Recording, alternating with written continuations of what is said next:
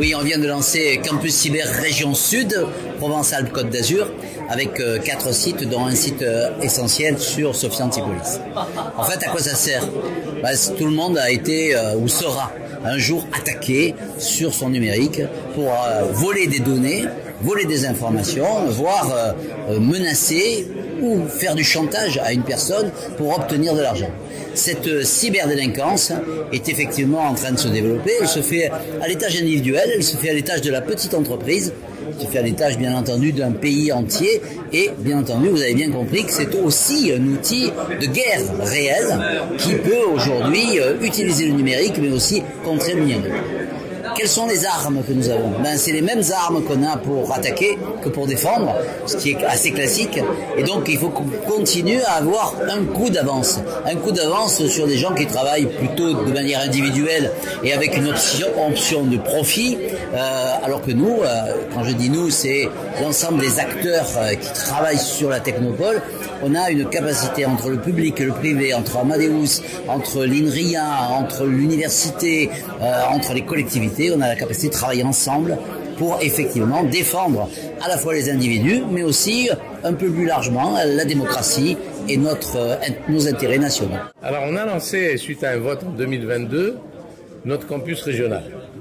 Le campus régional ne pouvait pas être, à l'image de celui de Paris, un lieu totem dans lequel on aurait regroupé des entreprises. Puisque nous, on avait des entreprises avec des compétences préexistantes sur l'ensemble du territoire régional. Donc on a choisi de faire des campus territoriaux, qui sont au nombre de 4. Les 2 premiers sont celui de Marseille, qui s'appelle Campus Euromed Région Sud. En même temps, on avait labellisé le campus régional Cyber Région Sud Sophia Antipolis. Et les 2 derniers sont celui de Toulon et celui que porte l'école de l'air et de l'espace à Saint-Provence.